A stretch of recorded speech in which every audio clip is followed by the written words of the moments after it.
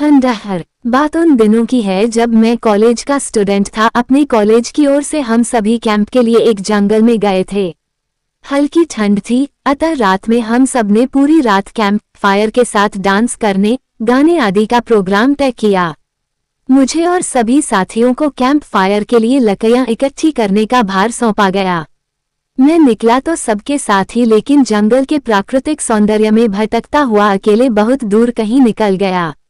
अचानक आसमान बादलों से भर गया और गरज के साथ बारिश होने लगी। बादलों के लगातार गरजने से मैं पेड़ के नीचे खड़ा रहना मुनासिब न समझ आसपास किसी घर की तलाश में एक दिशा में भागने लगा।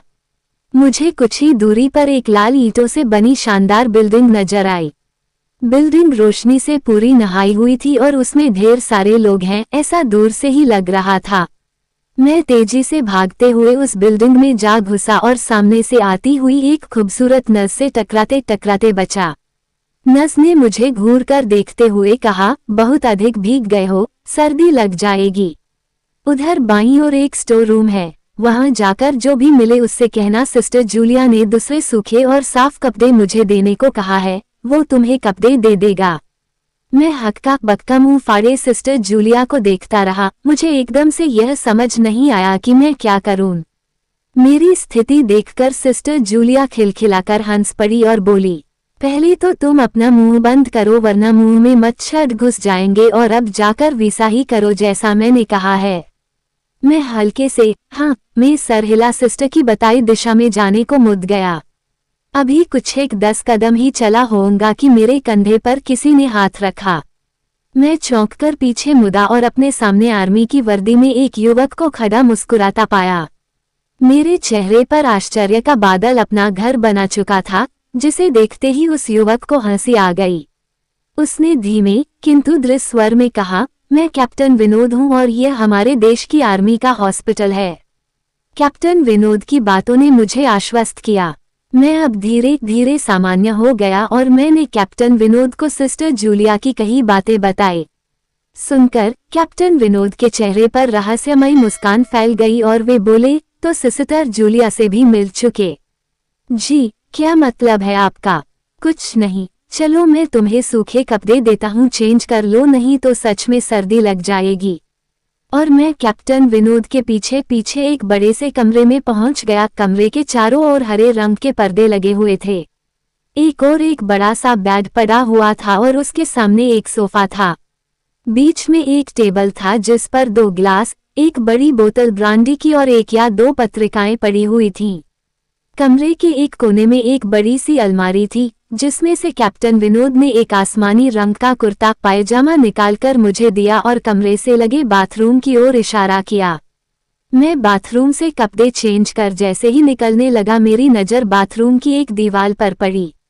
वो खून के छींटों से भारी हुई थी। ये देखकर मैं घबरा गया और जल्दी से बाहर निकलने को मुड़ा कि बाथरूम में लगे आईने में खुद को ही देखकर चौंक गया। आईने में मेरा पूरा शरीर तो नजर आ रहा था, लेकिन मेरे शरीर पर से मेरा सर गायब था। अब मुझे डर लगने लगा और मैं हड़बड़ाकर बाथरूम से निकल गया। मुझे इस तरह बाहर निकलते देख कैप्टन विनोद ने हंसकर पूछा, क्या हुआ? अरे हाँ, तुमने तो अब तक मुझे अपना नाम ही नहीं बताया।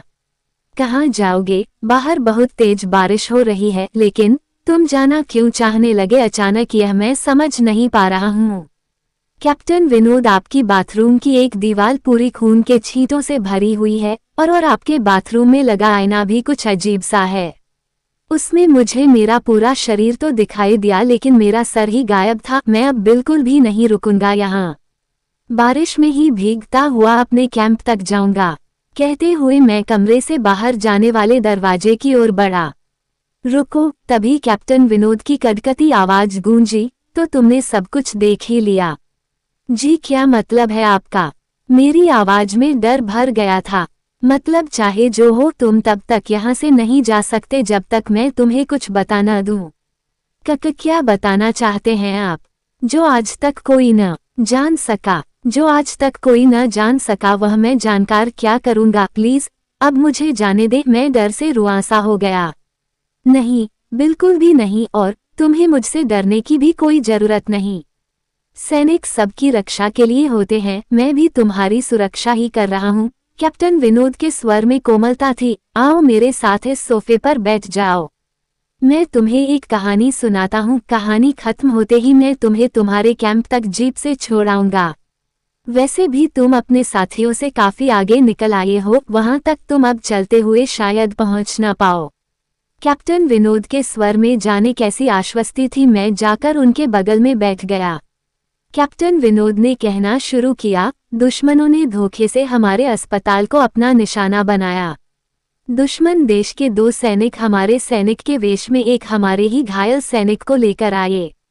वह घायल था और हमारे देश की सेना ने उसे बहुत ढूंढा लेकिन नहीं मिला था। शायद साजिश के तहत उसे घायल होते ही घुसपैठियों ने कहीं छुपा दिया था। अचानक अपने खोए सैनिक को अपने हॉस्पिटल में पा सभी खुश हो गए और बिना अधिक पड़ताल किए हॉस्पिटल के गेस्ट रूम में घायल को लेकर आने वाले छद्मवेशधारियों को ठहरने की इजाजत दे दी गई। अभी उस सैनिक का इलाज चल ही रहा था कि जोरों का ब्लास्ट हुआ और पूरा हॉस्पिटल एक पल में खंडहर में तब्दील हो गया। लेकिन हॉस्पिटल तो अपनी शानदार स्थिति में खड़ा है। मेरी बातों को अनसुना कर कैप्टन विनोद ने अपनी बात जारी रखी, कोई नहीं बचा उस ब्लास्ट में। दीवार पर पड़े खून के छींटे भी उसी ब्लास्ट में मारे गए हॉस्पिटल के कर्मचारियों के हैं। हाँ, पर यह हॉस्पिटल तो मुझे खंडहर नहीं दिखता।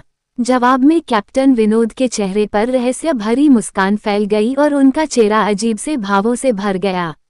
मैं उनके चेहरे को देखकर अंदर से दहल गया। फिर भी मैंने हिम्मत कर पूछा, आप उस ब्लास्ट में बाग कैसे गए?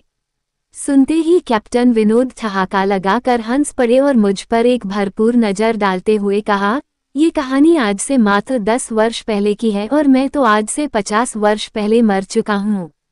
इसके आगे उन्होंने क्या कहा मुझे कुछ नहीं मालूम। चेहरे पर गीलेपन का एहसास जब काफी हुआ तो मैं जैसे नींद से जागा। मुझे घेरे हुए मेरे सभी सहपाठी और टीचर खड़े थे। मेरी आंख खोलते ही मेरे सर ने कहा, थैंक गॉड, तुम्हें होश आ गया। तो क्या मैं बेहोश था? हाँ, तुम जंगल में जाने कहाँ भटक गए थे। जब सभी लौट आए और तुम नहीं आए तो हम सभी मिलकर तुम्हें ढूंढने निकले। काफी दूर जाने के बाद हमने एक जीप आती दिखाई दी जिसमें एक आर्मी मैन तुम्हें पीछे की सीट पर सुलाए हुए हमारे कैंप को ढूंढते हुए आ रहे थे। उन्होंने हम सबको भी अपनी जीप पर बिठाया और कैंप तक छोड़ा। हमने उन्हें काफी रोकने की कोशिश की लेकिन वे ये कहते हुए चले गए, अभी नहीं रुक सकता, एक जरूरी काम है। जब हमने तुम्हारे बेहोश जाने और उन तक तुम्हारे पहुंचने के बारे में पूछा तो बोले, सोमेश ही बताएगा और जो भी बताएगा वह सब अक्षरश सच होगा। सबकी उत्सुक निगाहें अपनी ओर लगी देख मैंने धीमे स्वर में पूछा, जोर क्या उनका नाम कैप्टन विनोद था? सर ने हाँ में सर हिलाया। मैंने सबको उधर चलने को कहा जिधर से सबने जीप आती देखी थी। पहले तो सर तैयार नहीं हुए लेकिन मेरे बहुत कहने पर वे राजी हो गए। सुबह होते ही हम उधर की ओर गए। मैं उस जगह पर पहुंचकर गहरे आश्चर्य में डूब गया। वहां एक अधजला खंडहर था जिसके एक टूटे पत्थर पर लिखा था, आर्मी हॉस्पिटल।